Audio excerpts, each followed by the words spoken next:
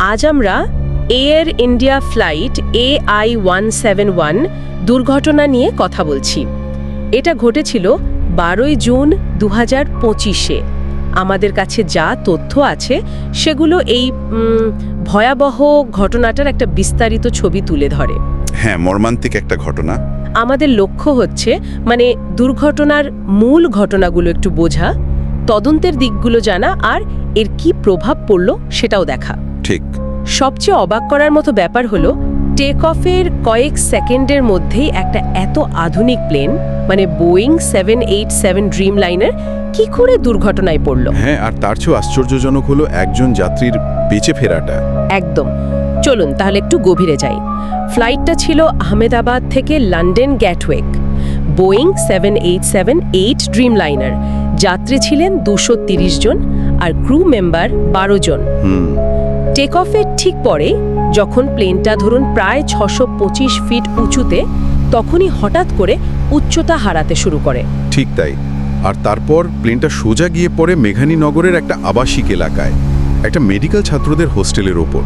পরেই সঙ্গে সঙ্গে একটা বিশাল আগুনের গোলায় পরিণত হয়। সাংঘাতিক। প্রাথমিক যে হিসেব পাওয়া গেছে তাতে প্লেনের ভেতরে থাকা 240 জনেরও বেশি মানুষ মারা গেছেন, আর মাটিতে যারা ছিলেন তাদের মধ্যেও প্রায় ধরুন আরও জনা 20-22 মারা গেছেন। মোট সংখ্যাটা প্রায় 270-এর কাছাকাছি। ভাবা যায় না। আর সেই একমাত্র জীবিত যাত্রী? হ্যাঁ, তিনি একজন ব্রিটিশ নাগরিক। সিট নম্বর ছিল 11A। কোনোভাবে একটা এমার্জেন্সি দরজা দিয়ে তিনি বেরিয়ে আসতে পেরেছিলেন। অবিশ্বাস্য। এনার নাম তো বিশ্বাস কুমার রমেশ, বয়স 40।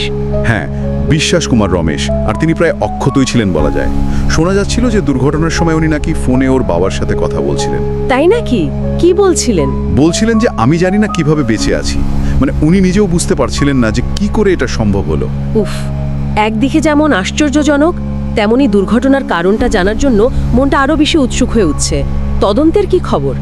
প্রাথমিক পর্যায়ে কি জানা যাচ্ছে? তদন্তকারীরা বেশ দ্রুত কাজ শুরু করেছেন। দুর্ঘটনার প্রায় 28 ঘন্টা পর ফ্লাইট ডেটা রেকর্ডারটা উদ্ধার করা হয়। আচ্ছা, যেটা বিমানের টেকনিক্যাল সব ডেটা রেকর্ড করে। হ্যাঁ, বিমানের গতি, উচ্চতা, ইঞ্জিনের পারফরম্যান্স এইসব আর কি।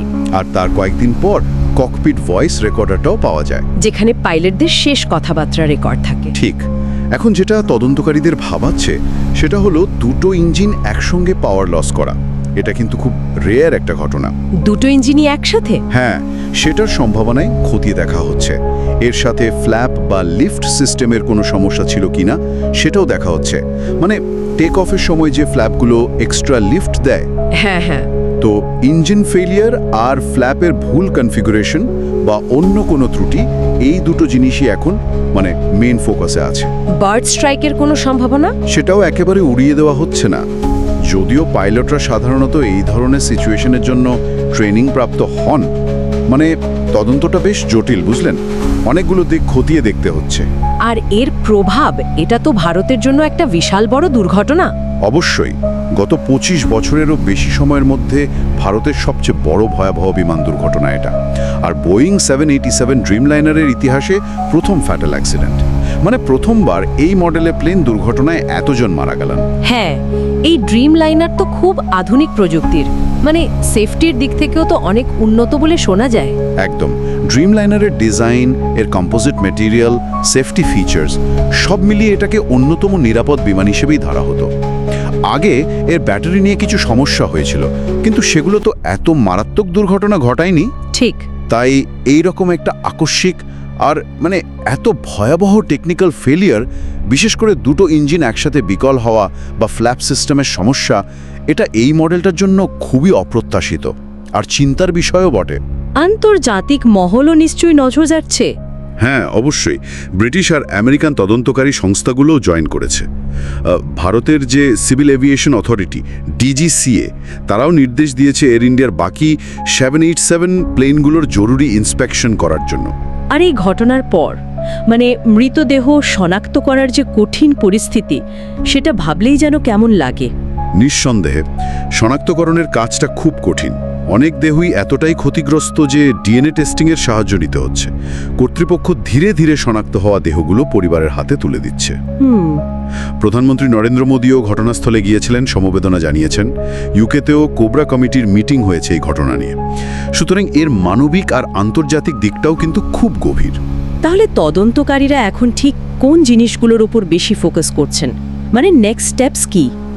এখন মূল কাজ হলো ব্ল্যাক বক্সের ডেটা অ্যানালাইসিস করা। ফ্লাইট ডেটা রেকর্ডার থেকে ইঞ্জিনের পারফরমেন্স, ফ্ল্যাপের পজিশন, কন্ট্রোল সিস্টেমগুলো ঠিকঠাক কাজ করছিল কিনা এই সব তথ্য পাওয়া যাবে। আচ্ছা। আর ককপিট ভয়েস রেকর্ডার থেকে পাইলটদের শেষ মুহূর্তের কথাগুলো, তারা কোনো অ্যালার্ম বা ওয়ার্নিং শুনেছিলেন কিনা বা কোনো অস্বাভাবিকতার কথা বলছিলেন কিনা সেটা জানার চেষ্টা চলছে। মূল প্রশ্নগুলো তাহলে, দুটো ইঞ্জিনই কি একসাথে ফেল করেছিল? ফ্ল্যাপ সিস্টেমে কোনো সমস্যা ছিল? কোনো যান্ত্রিক বা ডিজাইনের ত্রুটি? একদম, এই প্রশ্নগুলোর উত্তরে খোঁজা হচ্ছে। তবে চূড়ান্ত সিদ্ধান্তে আসতে নিশ্চিতভাবেই বেশ কিছুটা সময় লাগবে। সব মিলিয়ে বলা যায় টেক অফের একদম পরেই একটা সাংঘাতিক, সম্ভবত কোনো টেকনিক্যাল ফেলিওরের কারণে এত বড় দুর্ঘটনাটা ঘটল। এখন একটা জটিল তদন্ত চলছে, যেটা মূলত এই টেকনিক্যাল ত্রুটির দিকেই ফোকাসড। আর এর যে মানবিক প্রভাব বা অ্যাভিয়েশন ইন্ডাস্ট্রির ওপর প্রভাব, সেটা তো অসম্ভব। হ্যাঁ, ঘটনাটা সত্যি খুব দুঃখজনক। আর এর থেকে অ্যাভিয়েশন ইন্ডাস্ট্রির জন্য অনেক কিছু শেখারও থাকবে নিশ্চয়ই। আমার একটা প্রশ্ন মনে আসছে, যেহেতু এটা ড্রিমলাইনারের প্রথম মারাত্মক দুর্ঘটনা আর এর এত অত্যাধুনিক সেফটি ফিচার্স থাকা সত্ত্বেও এটা ঘটল, এটা কি তাহলে আধুনিক বিমানের, বিশেষ করে যারা দুটো ইঞ্জিনের ওপর নির্ভর করে অনেক লম্বা দূরত্ব যায়, মানে ইটপস ফ্লাইটগুলো, তাদের সামগ্রিক নির্ভরযোগ্যতা নিয়ে নতুন করে কোনো প্রশ্ন তুলে দিল? হয়তো এটাই আমাদের জন্য একটা বড় চিন্তার খোরাক রেখে গেল।